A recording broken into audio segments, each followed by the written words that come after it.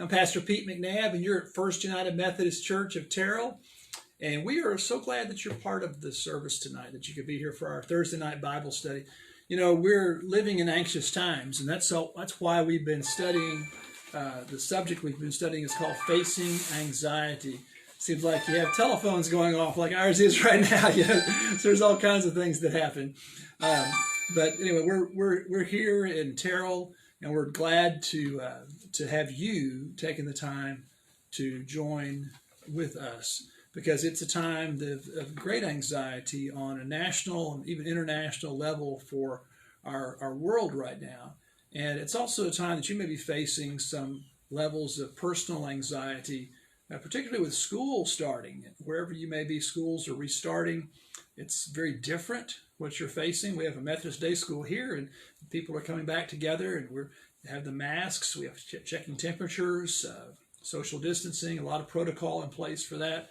And then just to imagine what it's like on high schools and on campuses like universities, what it is for teachers as well, parents, a lot of different ways of working together, virtual learning, online pods. There's a lot of reasons for or ways that anxiety could be working in your life right now. So if that's where you are, I want you to relax and realize that you're in a good spot tonight, because we're going to spend a little bit of time talking about facing anxiety. And one thing I've kind of discovered in our study with Jonathan Pokluda, who's with, he's produced through Right Now Media on this, and he's with a church outside of Waco in McGregor, Texas.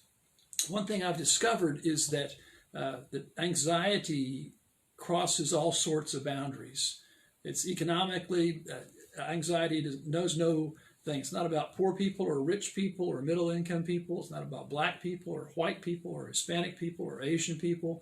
There's anxiety crosses all, male and female, children, middle-aged people, older people. There's anxiety could come up on any of us. We're all sort of in that box where we can have anxious times in our lives.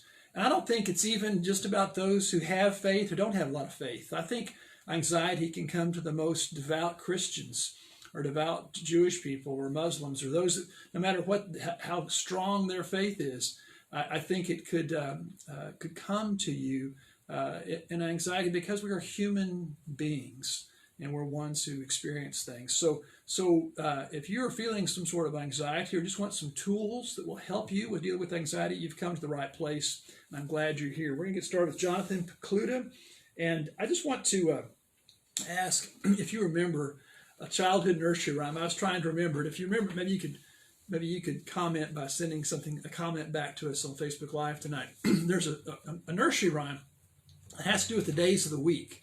And like, I want to say that it was Monday was wash day, and Tuesday was ironing day, Wednesday was mending day, Thursday was market day, and Friday was cleaning day, and Saturday was baking day, and Sunday was church day, or something like that. But I can't remember the name of that little poem. If you think you remember a nursery rhyme you might have learned when you were growing up, just comment, just text it to us. I'd love to just to text the title to it, or if you know something about that, or if I'm getting those days wrong, just let me know about that. So think about that, because I think, particularly in this time of pandemic, our days kind of run together. They're kind of like a blur that we're experiencing. And so right now there's a sense that what day is it again? And when you're not going to church, maybe because we're having church online right now, there's something about not getting dressed and going to church, and Sunday was kind of like that special day that you had. So that could be a way that things are kind of out of sync, not quite right.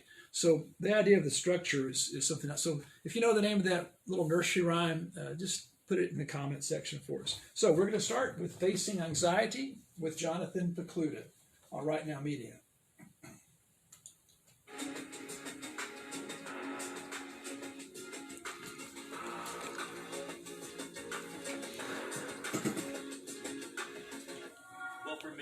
Running from place to place and keeping a full schedule, a busy calendar, meeting to meeting to meeting, makes us feel alive. It can make us feel important. You know the response. You ask somebody, how are they doing? They say, busy.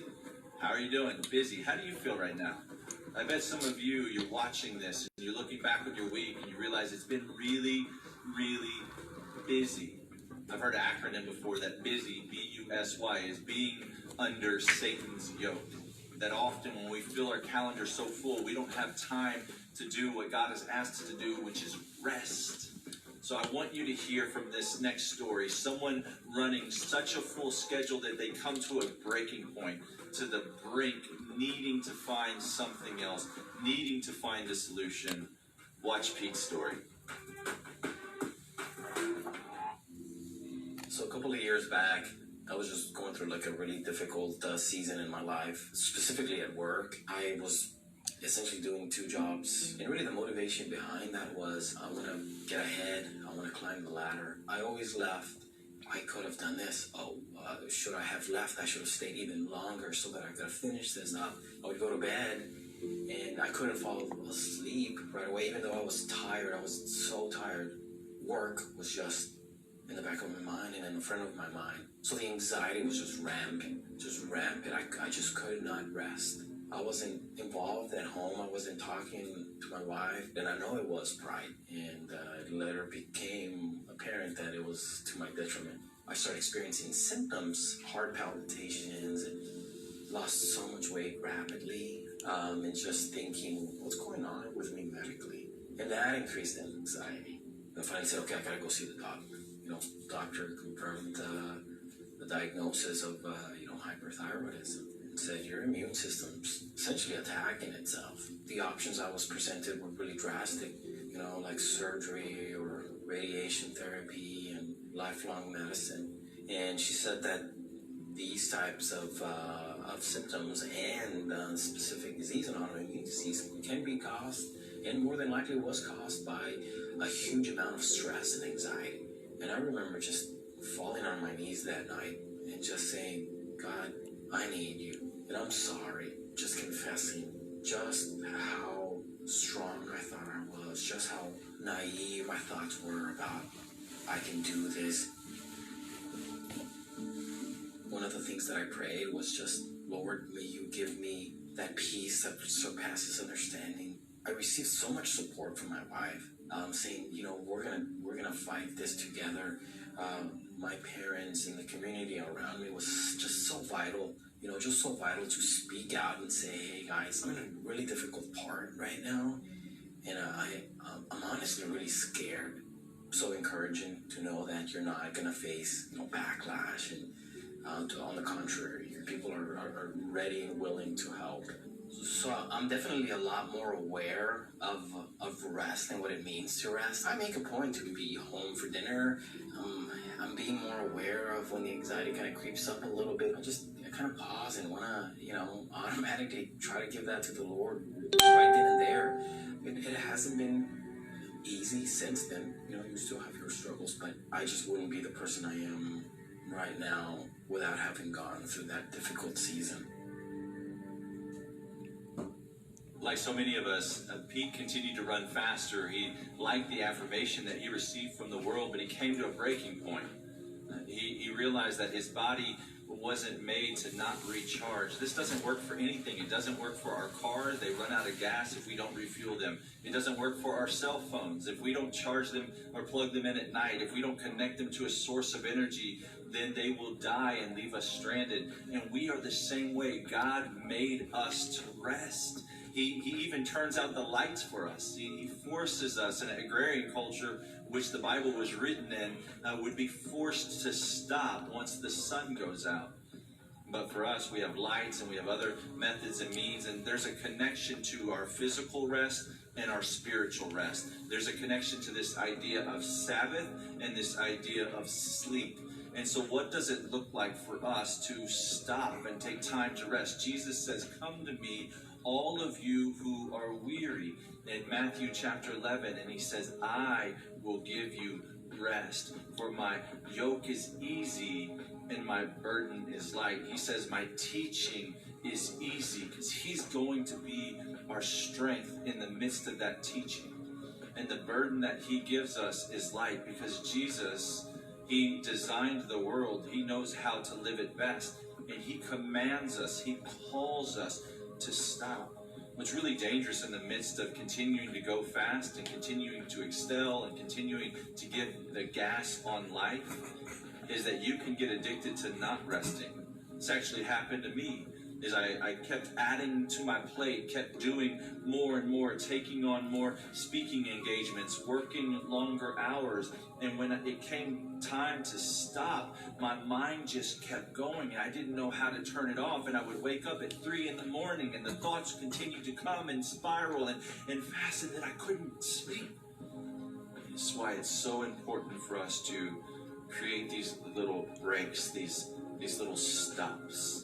These moments where we acknowledge who God is and that He holds our world together. I want you to continue to learn that peace comes from rest as you listen to Destiny's story. Watch this. Over a year ago, I went back to work for the first time full time. I had a 5 and a 2-year-old, and then I was also in grad school. My time with the Lord was something I had, but it was just something that I did. I don't feel like my heart was like all there. And then I would get my son up to school, get my daughter to daycare, whoever was taking her that day. I was staying up late, cooking dinner, doing homework. At that time, I began to pick up so much, and it was affecting my relationships with people, me not wanting to go anywhere or do anything. Even with my husband and my children, I just didn't feel like I had what it took to love them in the way they needed. And then a few weeks later, I found out I was 8 weeks pregnant. Things just became very overwhelming very fast. I kind of felt like life had been interrupted. I had these plans of what the next 6 months of my life was going to look like and what I was going to be pursuing. I pretty much had kind of had this vision of where I was going to go, and before I know it, I was just kind of like rock bottom, just kind of trying to force my way through and deal with everything that was coming with me. My husband did know about the anxiety and how I was feeling throughout all of this. He actually kept insisting that I go speak with someone, whether it be at church or get outside counseling. He was very persistent. I did take that time out to speak with our church counselor, with what to do concerning all of this and how to overcome anxiety. My pregnancy definitely pushed me into the arms of the Lord.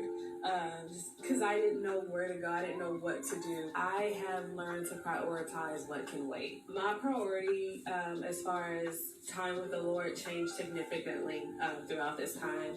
I mean, it was no longer just me having a morning chit chat with Him. I learned how to stop and just listen to the voice of the Lord. There was a change in my family. There was a change in my children and how I perceived my job. I talked different. My perspective was different.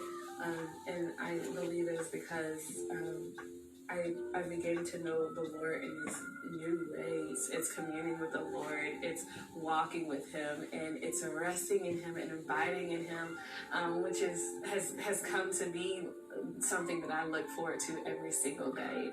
I've learned don't try and do more than I can, but just really rest in knowing that, okay, if He's carried me this far, then sure enough, He can lead me to where I'm headed next.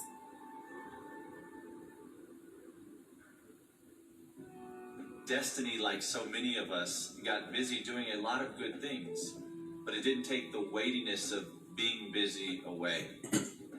God calls us to rest.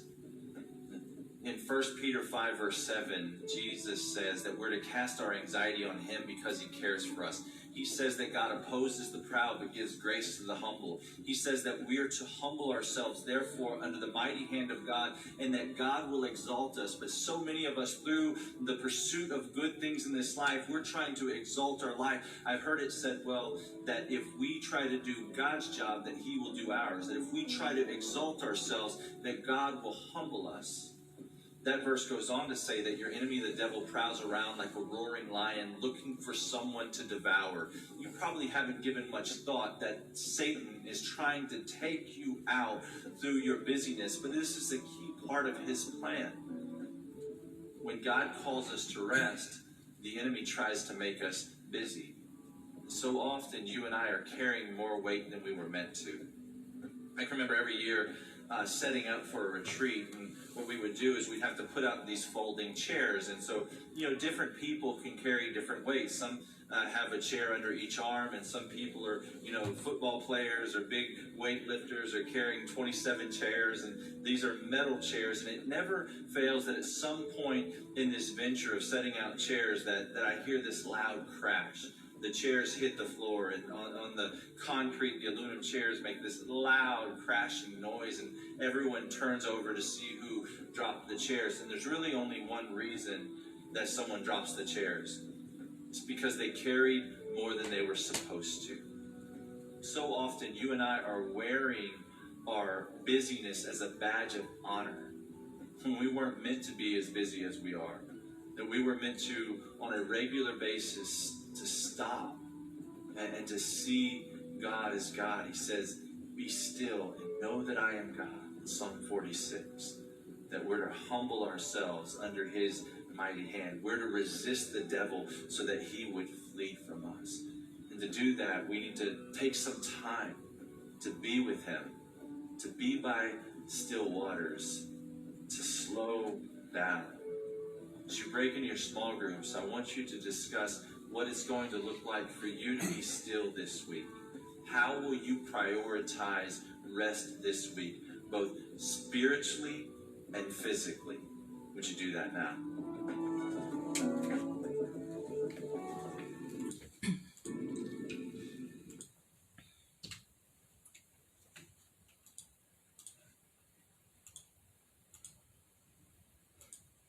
All right.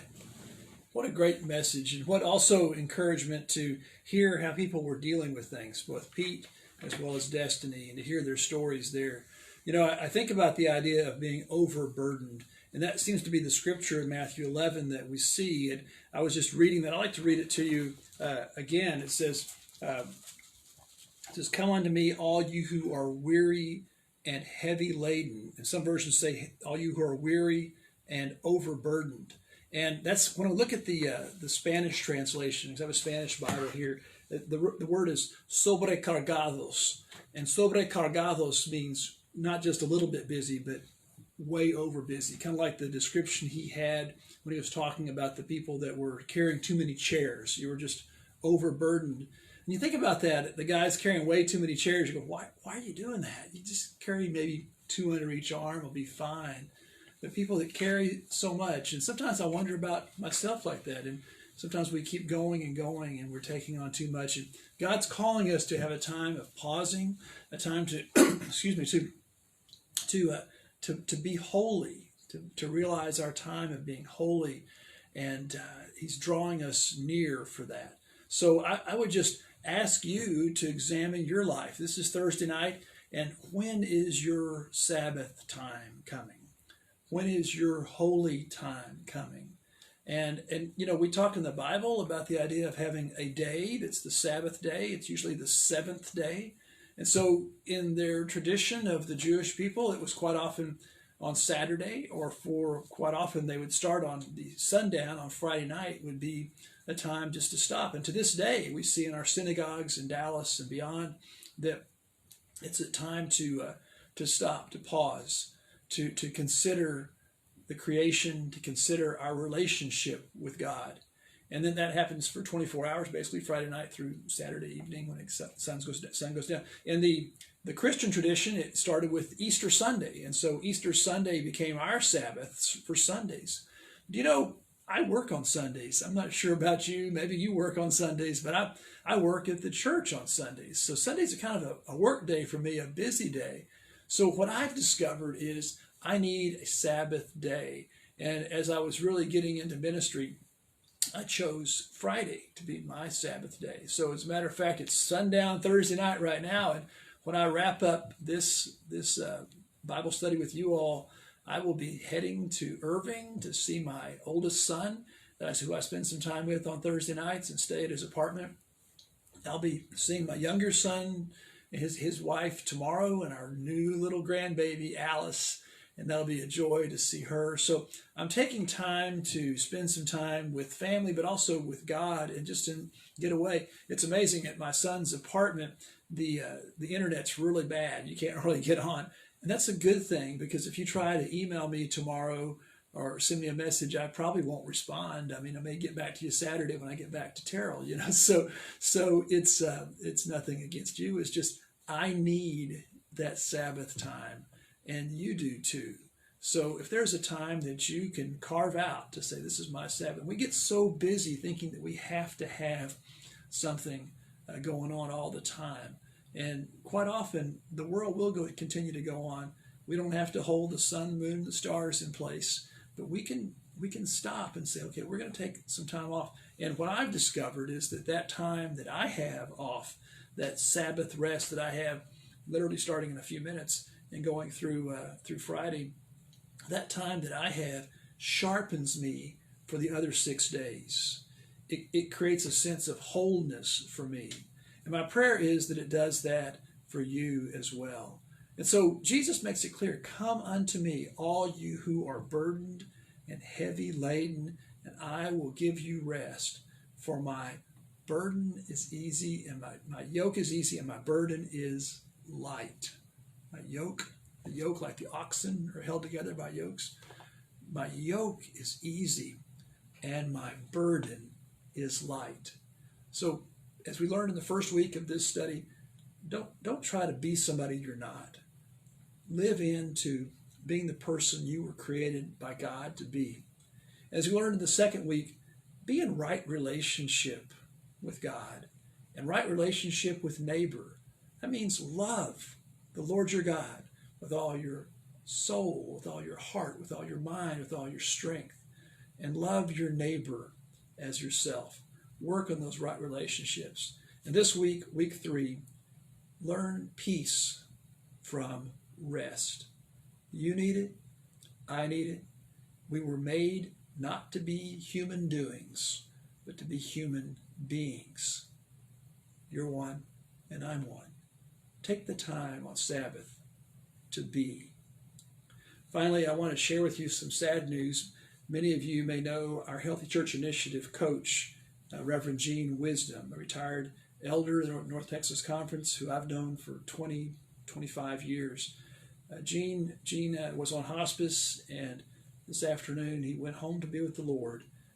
He passed on, and we are saddened by Gene's passing, but I'm grateful for his example for us. So I ask that you be in prayer, and we're going to pray in a moment for his wife Debbie and their family, and know that this was a life well lived and a man who guided us, but he also knew when to take a Sabbath rest and when to not be so involved and push. He's a great example for us. Gene Wisdom, who passed away today. Let's pray. Dear God, I thank you for the lives that we have right here that you've presented to us. I thank you for individuals like the Reverend Gene Wisdom, who touched so many lives by being an example of yours and by proclaiming your good news, but also by knowing when to take a break, when to take time out. Thank you for his example. And Lord, I pray that those that are at home facing no matter what kind of anxiety would take the time to breathe and take the time to realize we need it. We need a Sabbath day once a week, some time off to be with you, to realize that the hallowed nature that we are holy. And finally, to take time off just even every day, different minutes we can carve out to be Sabbath moments in our lives. It's through your power we pray. Amen. God bless you. I'll see you next week. Enjoy your weekend. Enjoy your Sabbath. Good night.